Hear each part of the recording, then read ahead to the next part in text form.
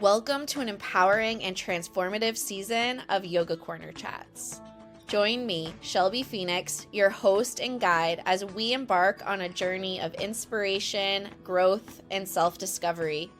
This season, we're diving into the worlds of wellness and entrepreneurship, bringing you captivating conversations with extraordinary women who are making their mark in these realms. Each week, we'll explore the stories, insights, and wisdom of our remarkable guests, delving into their personal journeys and uncovering the secrets to cultivating a more balanced and fulfilling life. From yoga teachers to life coaches, therapists to entrepreneurs, each guest will bring their unique perspectives and experiences, offering invaluable guidance for navigating the paths of wellness and entrepreneurship with grace and resilience. At Yoga Corner Chats, we believe the power of women supporting and uplifting one another. We celebrate the diversity of our guests and their expertise, creating a space where their voices can shine brightly. Together, we'll explore what it means to define wellness and success on our own terms, finding inspiration in each other's stories and forging our paths to fulfillment. So whether you're an inspiring entrepreneur, seeking guidance, a wellness enthusiast eager to learn new insights, or simply someone who craves inspiration for living your best life, this season of Yoga Corner Chats is for you. Tune in every week to join our captivating conversations and discover how you too can embrace the transformative power of yoga, wellness, and entrepreneurship. Together, let's manifest our dreams, support one another, and create a world where success and well-being go hand in hand. Subscribe to Yoga Corner Chats on Apple Podcasts, Spotify, or your favorite podcast platform, and be prepared to be inspired, motivated, and uplifted. The journey begins now.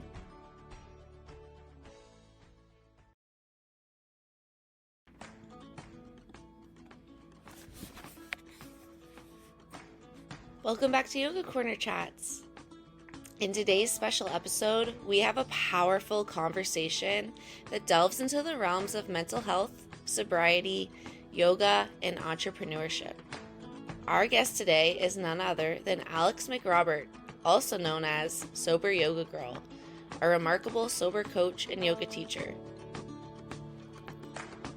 In this episode, we'll explore the transformative journey of embracing a sober lifestyle and how it intersects with the practice of yoga. Alex shares her personal experiences, insights, and the profound impact sobriety has had on her mental health and physical well-being. Join us as we delve into the depths of self-discovery, discuss the power of community, and explore the resources available for those curious about embarking on their own sober journey. Whether you're considering a sober lifestyle or simply interested in the profound connection between sobriety and yoga, this episode is sure to leave you inspired. So grab your favorite cup of tea, find a cozy spot, and get ready to immerse yourself in this captivating conversation with sober yoga girl Alex. And remember, if you haven't already, be sure to subscribe to Yoga Corner Chats on your favorite podcast platform so you never miss an empowering episode. Let's continue to explore the diverse paths of wellness and entrepreneurship together. Now let's dive right into our enlightening discussion with Alex, the Sober Yoga Girl.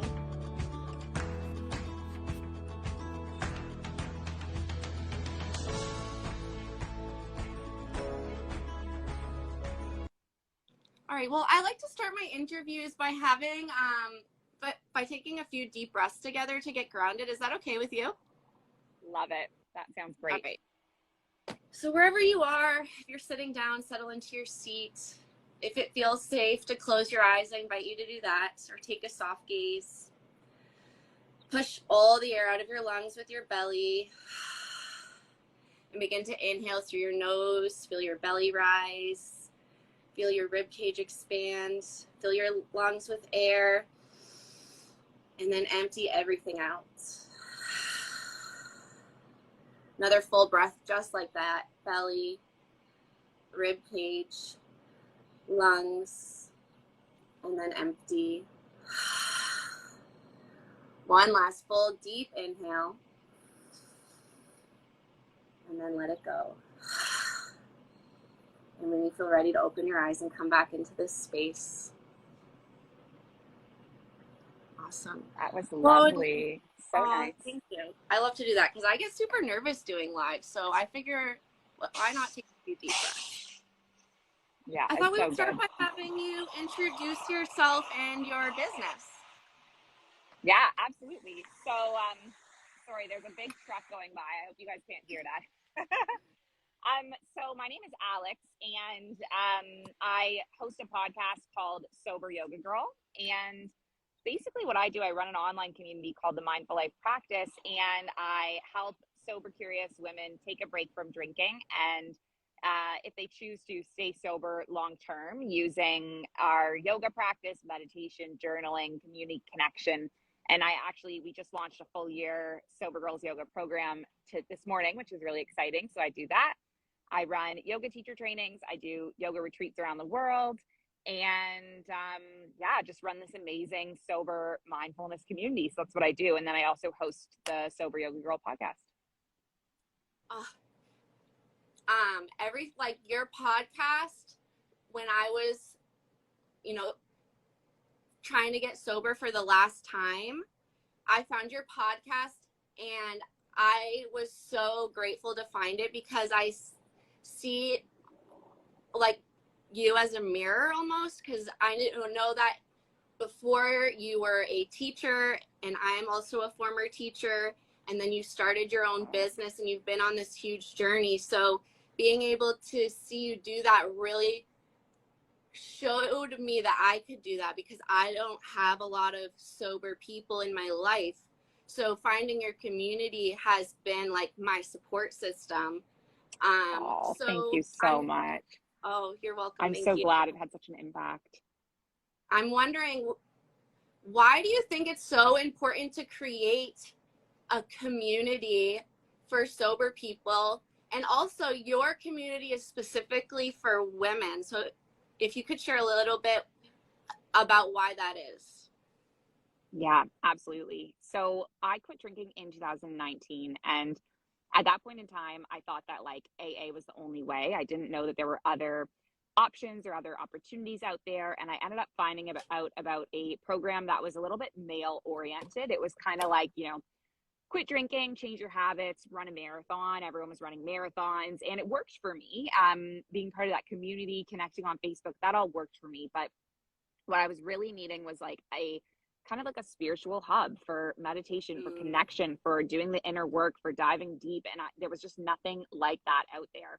And the funny thing is that I feel like this niche almost like came to me. Like I almost didn't choose it. It almost chose me. So I had just become sober. I was like 90 days sober and started doing life coach training. And I was doing like life purpose coaching basically. And pretty much everyone that came to me was someone who was struggling with their drinking.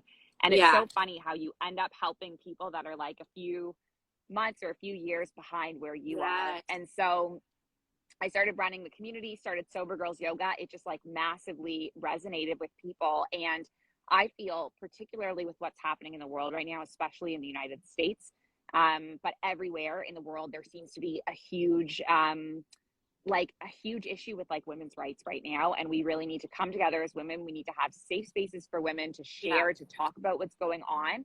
And we don't have that in the world. And I've tried running co-ed circles, which have been amazing, but there's something different about it. Like once you have a mix of genders in the space, there seems to be less vulnerability around things that are like, women conversations, like, dating or your period or like whatever, like things that you just want to talk about in a women's space with women who get it. And so I went a little bit into the mixed, and now I go back, I'm doing Sober Girls Yoga, but the mindful life practice in general is open to everyone. And we do have like men in the community, but our main thing really is that women's only space for that reason. Yes. How you just said, like, your journey has enabled you to like fall into your niche and like make such a big impact on other people who are maybe a little bit further behind on that journey. And I was just talking to a client about that same thing, like, oh, I'm worried about like marketing my services because like it feels like I'm like commodifying my story or something. And I was like, but what about the person who's like a couple steps behind and they like need you right now? And if you're not sharing that with the world, like that person still stays stuck. 100%. So I feel like, like your ability to use your story to make a deep connection has created such a big impact. And I think that's like just so inspiring. But I'm also wondering, like, how do you feel like the intersection is between yoga, sobriety, and mental health? Because you share really openly about your journey with sobriety, obviously, but you also share about your journey with mental health and how yoga is weaved through that story. Yeah, that's a great question. So I feel that, so what I'm really deeply interested in and what a lot of my work around is the Yoga Sutras of Patanjali, which was an ancient text written thousands of years ago in ancient India. It was codified by Patanjali, but for anyone who's listening who doesn't know, it's kind of like it's like 196 kind of like almost like rules for well-being, ways to find yoga, and yoga meaning like union with the body, mind, soul, the higher consciousness, the universe. And I feel that, I mean, I myself never was a 12-stepper. I didn't do 12-step, but I know many people in my community have. And what they often remark on is like the similarities between the two. And there's so many aspects of yoga that are about like, so basically the very first sutra is yoga is the stilling of the fluctuations of the mind, which basically means like yoga was all about learning to manage the mind, to calm down the mind, to bring it into stillness. And then it's like 200 steps on how to get there, basically, like 200 little sutras or threads or strategies. And so I believe that the whole purpose of yoga from thousands of years ago was always about our mental health. And when you make that distinction, you realize, like, when I first came into yoga, I thought that like all the yoga teachers were just like born knowledgeable about like how to help people, you know, be grounded and be happy. And they were just born with this wisdom and they're just like sharing it with us.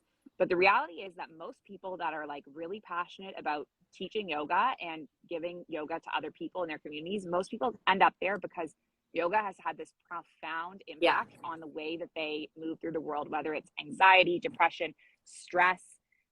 It has changed them so much that they just want to share that with others. And so once you look at it that way, you realize like the whole thing was all about mental health. And you know, we do so much physical asana, but that is all in general to just impact the way we move in a positive way through life. So you don't even have to say per se, like, you know, you don't even have to have mental health struggles to still see the impact that these regular mental health tools are going to have on you. Yeah. I can relate to that so much because I entered yoga, like I just thought it was like going to be exercise or whatever. And then I began to notice how I was treating my mind and how I was treating my body became connected. And it took me on this like whole other journey. Like that was like an aha moment for me. Like, oh, these are all connected and they're not separate. And like, I need to treat it as a whole. And that like changed my mental health so much. There's another part of your journey that I've heard you talk about in your podcast before that I really resonated with.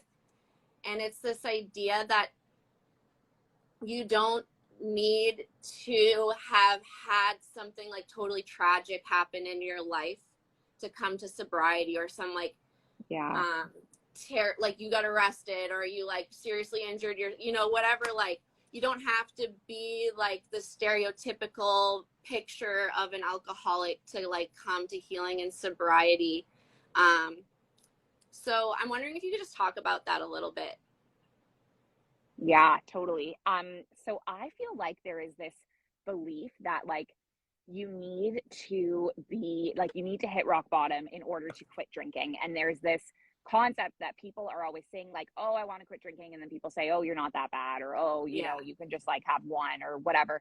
And I think it keeps a lot of people stuck. It's like this stereotype that you have to hit rock bottom to get sober. And the work that I do is catching people along the way, right? So I'm working with people that are not necessarily at that rock bottom moment, but they're having these thoughts of like, you know, this might be a good time to stop now before it gets any worse, before I end up in that situation where, you know, I've gotten a DUI or I've, you know, put my life at risk or my loved one's life at risk. And the thing is, like, we think that we have to have one of these huge rock bottom moments, but in reality, there can be any day when you just decide, you know what, it's time for you to make a change.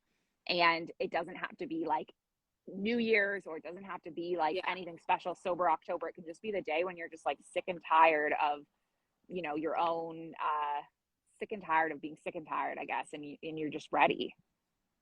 Yep. Another thing I resonated with is like, so, right, like people, you're catching people where they are. And one of the things that kind of like I came around to, and you spoke about this on one of your podcast episodes, is like when the event, if it's not circled around alcohol, or you don't think like alcohol starts to take up like the space in your mind, and like you're disappointed if it's not there, or you're like making sure like there's going to be enough wine on the table for you to take, you know, a second glass or a third glass or whatever. So for people who are maybe like sober curious, or they've maybe like Googled like, do I have an alcohol problem? You know, like that, like first kind of cue, like what is a good cue to maybe push someone to take that experiment or take the next step to exploring their sobriety? It's a great question. I think ultimately it has to be something within, if you know deep down that there is another way, that there's a better way. If it's something within you that you're wondering, like maybe it's time for me to explore this, I would say don't worry too much about what, you know, if you're like me, you were up Googling, am I an alcoholic? If you're like me, you're thinking like, am I that bad that I'm at this point? There's going to be no harm in just taking 28 days off. You know, you don't have to commit to forever. You don't have to commit to a year. You don't have to commit to 6 months. Just say, I'm going to take a month and I'm going to try this and I'm going to explore this. And say you get a month into it and you're like, I want to go back to drinking. There's nothing wrong with that. You know, say you end up a month into it and you love it so much that you're like, I'm just going to do this forever. That was my case. Like I got 22 days into it and I was like, you know what, this is it for sure. But I think ultimately it's something that, you know, deep down within you, like I knew deep down within me that there was more that I had to offer the world. There was more that I had to give.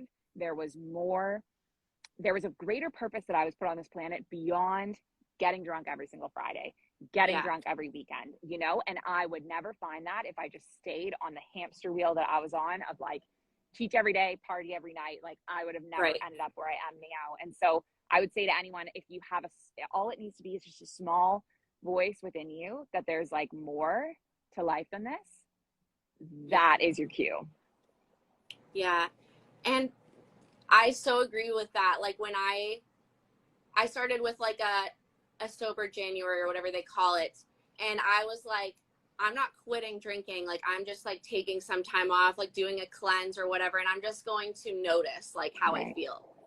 And I was like, okay, like 2 weeks in, I'm like, wow, I feel like so much more energy. And like, I'm starting to notice little things in how I feel physically. And then at a certain point I decided to, you know, drink. And I just noticed like, okay, this is what I'm noticing in my body when I'm sober and when I drink. And repeating that process, you know, 2 or 3 times, finally I was like, okay, I have enough data to know that this alcohol is not doing me any favors. And I feel now ready that I've gathered that data to move forward and that I don't want it in my life anymore. But also like some of the things I've realized as I've been researching that is like a myth about alcohol, right? Is like that it's relaxing and that like, it's like, oh, I'll take an edge off. But what I learned was that alcohol actually like physiologically increases your anxiety and, you know, fuels those like mental health things. So I'm wondering, what do you think is the biggest myth about alcohol in our culture that needs to be debunked? I mean, I think you said a good one right there, that people believe that alcohol reduces anxiety, but it doesn't. People think that yoga, oh, there's so many, that yoga helps you become more social. But in reality, you know, you're going to drink so much, then you'll like forget what you're saying or say things that, you know, you regret. And so like, is that better for socializing? I don't know. Like that yoga, so yoga releases anxiety, or sorry, not yoga, alcohol releases anxiety. Alcohol makes you more social. Alcohol, a lot of people think that alcohol can make you like less depressed, but in reality, it's a depressant that's going to make your depression worse over the long term. Oh my goodness, there's so many of them. Another big one is that people think that alcohol is like, there's this big thing of like women drinking to be rebellious and like feminist. Yeah. And it's this whole myth that big alcohol has just been using to market to women since the, you know, since the 70s and 80s, you know, right. Alcohol makes us rebellious. That's all a marketing scam. Like that's not right. real. And we buy into this stuff, and so we think that it's all these things. It's going to make us rebellious, it's going to make us less anxious, it's going to make us sleep better, it's going to make us less depressed, and in reality it's going to give you all these things that it's telling you it's not. It's like the opposite of everything that we are like conditioned to think about alcohol. 100%. What has been your biggest transformation through your sober and like entrepreneurship journey?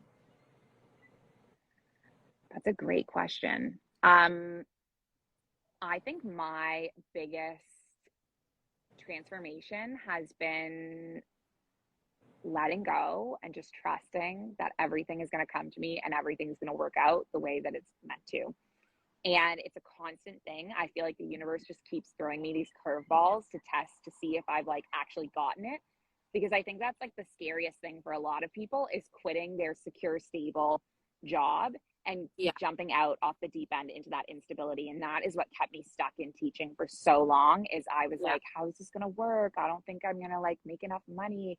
I don't think I'm going to survive. And I think those beliefs that we have so ingrained to us that we must be, you know, in a 9-to-5 on this hamster wheel, following the kind of the path that we are almost conditioned to follow from childhood. Right.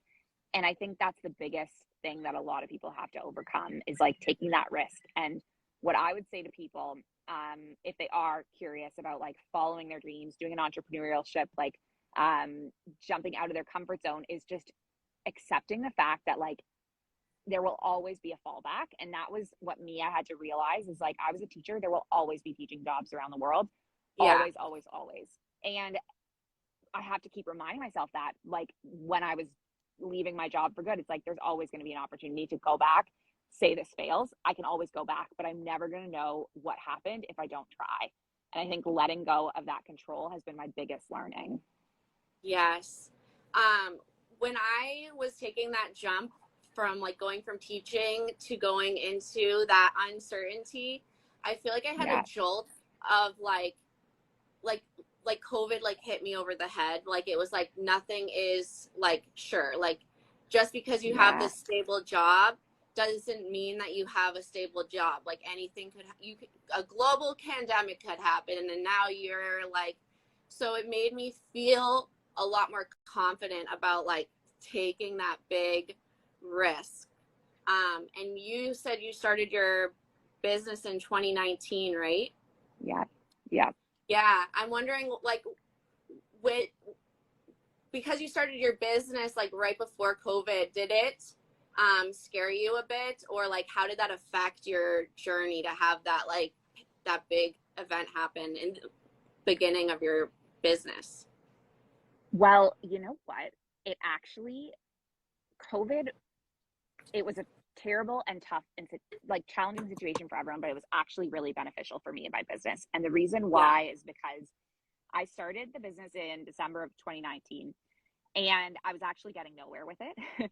Or not, I shouldn't say nowhere, but I had like I think I had 2 coaching clients, and I had made like $200 basically from the business at this point. And I was teaching yoga and teaching bar and teaching spin and had private yoga clients all around Abu Dhabi. And I was also a teacher. And I was doing all this stuff like courses, da da da. I was running this retreat program for a gym I worked for. And then COVID hit and the business was going nowhere. I was feeling really discouraged. And then when COVID hit, a few things happened in my life at the same time. So one, obviously the schools were closed down. So I was teaching from home, which gave me back the commute time. And it really cut my stress because my stress in the teaching job was not the act of teaching itself. I love teaching and I love the kids. The stress for me was like managing a classroom of 26 kids for like 8 hours a day. Like that was just not for me. So that happened. And then at the same time, I also broke up with my partner at the time and I lost my yoga teaching job right when the lockdown hit. And so I pretty much went from go, 13 hours a day, boom, boom, boom, running around the city to like endless free time. Actually, I think the school shut down for 2 weeks before it even started e-learning. Like we just fully shut down beginning of March. And I had so much free time. And in that free time created this incredible window. And in that window, I had all the time in the world to just rush in and create and recreate and try things and fail. And I believe if COVID never happened, I would have never gotten this confidence to just go out on my own and be like, you can do it, you know? And so I think for me, it took this big life event, but for a lot of other people, like it's probably not going to happen again where COVID just like shuts down the whole world. But if you're in that place where I was of like, you know, you're in the baby stages of your business, but you're too afraid to go out on a limb, I would say, look at every single thing in your life and say, is this actually getting me to where I want to be next, right? So say you're a teacher and you're tutoring and you're doing summer school and you're whatever, but you really want to start your other business. I would look at all those things because I used to always justify it of like, well, I'm making more money to save for when I quit my job, or I'm making more money to, you know, to then have these backups for when I quit my job. But the thing is, like, none of these things were actually moving me to where I wanted to be with my business. They were just taking up a ton of my time. Not only the hour of tutoring, but the hour of driving to and from tutoring. And so I would encourage anyone to look at their whole life and try to clear out anything that's not going to propel them in that direction. And then just start creating and go out on that risk and don't be afraid to fail because you're going to fail a million times before you succeed. Yes. And I think there's this stigma around failure and mistakes that if you fail at something, or whether it's your business or your sobriety or what, you know, you forget your flow in a yoga class, like that's just the battle. It's not like the bigger picture.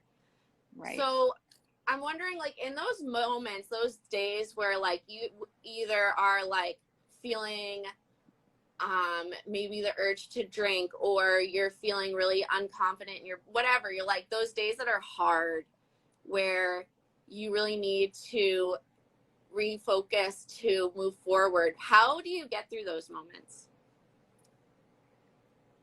I guess, well, one of my favorite things is to get those basic memories of times when I have failed.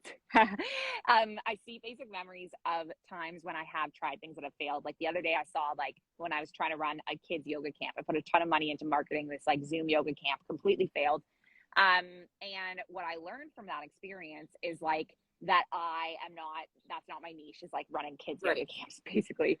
But so that's one thing I love, is to see all these moments of failures and remember that it's okay to fail, because every time it's just gotten like me closer to my niche.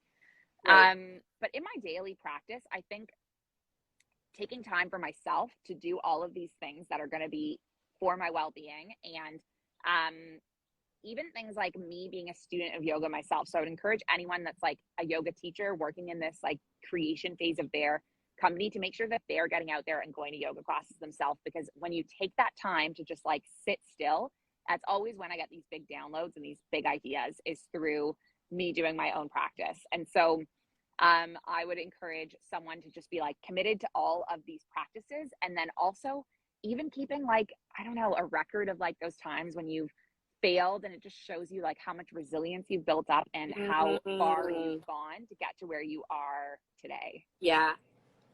Oh, that's beautiful. Thank you. What's been the most rewarding part of your sober journey? The most rewarding part. It's a great question. The most rewarding part for me has been being able to help others. And it started really small. It was like I posted for the first time about my sobriety on Facebook, and like 3 people told me that the post had an impact on them and like they wanted to quit drinking. And now obviously that impact has grown massively, where so many people are feeling inspired and connected by my work and what I do. And I think just knowing that I've been able to help other people by sharing my story and being vulnerable, that is so rewarding. And every time I hear it, like I was on a live with someone today who, it was her 3 years sober. We're launching this program together, and she was saying how like doing my yoga teacher training changed her life. Mm. And it just feels amazing to know that I'm having such a big impact on people. Yes. And then like, I imagine like you're having an impact on people, they're changing their lives, and then they're impacting, and it just grows and grows and grows in that like ripple Yeah. effect. Like when you shine your light, or when I shine my light, or anyone else, it like grows. And I think that's what's like really amazing about coaching, is like you can you can help someone else get to that point, and then they can share it with others as well. What is the question you get asked most about yoga, sobriety, or mental health?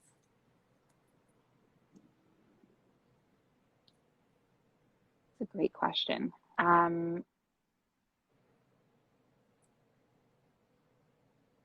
Well, I'll tell you a question that I get asked a lot about sober yoga is, a lot of people that don't get it ask me, what's the difference between sober yoga and regular yoga? And a lot of people think like, isn't yoga always sober? Which gives me an opportunity to educate, that like, yes, the practice of yoga is generally done sober, but sober yoga is like a gathering of sober or sober curious people practicing yoga together. Right. So that I get asked a lot of people misunderstanding like what the point is of what I do. I think that's it mostly, is asking me what is sober yoga. I get asked a lot when I don't go out very much anymore, but when I used to go out, I used to get asked like why I was sober all the time by people, which I love, because I love having an opportunity to make an impact by sharing my story. Yeah. So yeah, I was watching a little bit of your live this morning, and you shared about like the different components of the resources and programs you offer for people who are starting their sober journey, or like reinforcing their sober journey. So just so everyone knows what's available to them, can you share a little bit about that? Yeah, absolutely. So I've been running a 30 and 60 day sober girls yoga challenge for about 2.5 years now. I've had tons of women go through the program. And the biggest problem is that after the 30 and 60 days, they were then integrated into the Mindful Life Practice and Sober Girls Yoga community, which has grown pretty big at this point. We have about like 150 active members, but we also have had like 4,000 people who have gone through programs at some point. And what we were finding was that people were kind of dropping off after the 2 months. And what was happening was they were losing that disconnection, right? So what we offer is like the once a week gathering of just 15 women and your leader. And it's like an incredibly safe container. It's like a retreat experience where you're with these people for 8 weeks and getting the support. And then it would end and it would drop off, and people would either carry on successfully in the community or disappear and maybe start drinking again. And so Kathy, who is one of my yoga students, who came on, did my yoga teacher training, graduated last year, she launched a program to complete after the 30 and 60 day challenge. And this is the 108-day emotional recovery sobriety program. So we put our heads together. She's just run her first group through. They absolutely loved it. And so now we basically have a 6-month offering. So the first 2 months with me is the chakras, and it's like getting into your life balance wheel and targeting specific areas of your life. And then the program with Kathy, which takes you to about 3.5 months, is all about the koshas and the yamas and niyamas. And then we said, after this 6-month journey, we're then having the same thing, which is that people are disappearing and dropping off, and we need to offer them something more. And people really want to continue. So we now have the third part, which is the Seva program. And so this is for people that are 6 months to a year into it. And they get once a week meetings with me and Kathy. So we rotate every other week. And this program, we're getting into the 4 aims of life. So Dharma, Artha, Katha, Dharma, Artha, Kama, and Moksha. Oh, and there's Rachel saying, I can't wait for the 108 days. So I guess Rachel is joining that 108-day program. Amazing.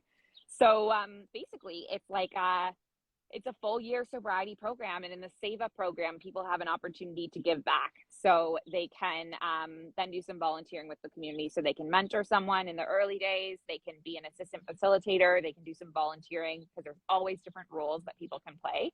And the idea is that we're just creating this like long-term sobriety plan that's going to help people. And then if you do want to go on and learn even more, I do have 200-hour, 300-hour, 30-hour yoga teacher trainings. And that is a big tool for a lot of people too. So we have that. And then of course our retreats. So we do Mexico, Bali. I'm looking at Costa Rica and Morocco this year as well. So these are great opportunity, and anyone's welcome on the retreat. You could be from the programs, you could be brand new to the community, but it's a really awesome little space for people to connect. I love that you have expanded, you know, so people can go through that whole year. Because I will be 1 year sober in August. And congratulations. Thank you. And as I've gone through this journey, I'm like, all right, I'm like 60 days sober, but that's kind of like when the real work starts. It's like, yeah, okay, physically I feel well. I mentally feel a little bit more clear, but now the emotions bubble to the top and you have to deal with what you've like numbed away for however many years. So I feel like that's going to be so impactful for people who get to that point and need to be like integrated into the community or have mentorship to like get over those humps. So thank you for offering that. And we should do a live to celebrate your soberversary. That would be awesome. I think that's going to be my new thing. Because I went live with Kathy this morning for her 3-year. It was so fun. And now I'm like, maybe I should just do that, like sober milestones. Like whenever someone I know has a sober milestone, do a live, celebrate it, because it's like so inspiring for other people. So congratulations. And if you want to do that, we should talk about it. I would love to do that. And also, I think it's a hard thing to celebrate with people who aren't in that boat.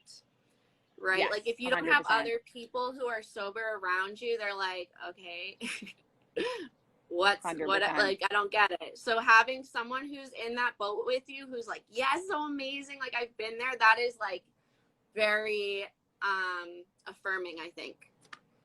Totally. Yeah. All right. What's your favorite non-alcoholic beverage? Oh, it's a great question. I love alcohol-free beers and alcohol-free wine. Yeah, me too. I actually used to do a lot of that stuff. Like I used to make TikToks and have all the mocktails and everything when I lived in the UAE. And then actually in Bali, we don't have a great selection. So right now, what I like in Bali is kombucha, but I am kind of looking into, I think I found a marketplace that does alcohol-free wine in Bali. So I might try to get some shipped to my house, because it is really nice to feel like you still have this adult ritual of like a wine glass. There's something about that for me that's never going to grow old. So I do hope that that stuff gets all around the world soon. I think it's gradually coming. Like we've seen a great movement in North America so far. So. Yes. My local grocery store recently had like a whole end cap. Like they were like, we're really pushing the non-alcoholic beer, and there's all craft breweries making it. And I like am so happy, because I agree. It's like, you still want to be included in the moment and not be drinking like a juice box or like, you know, so having that is just like really, I really like that.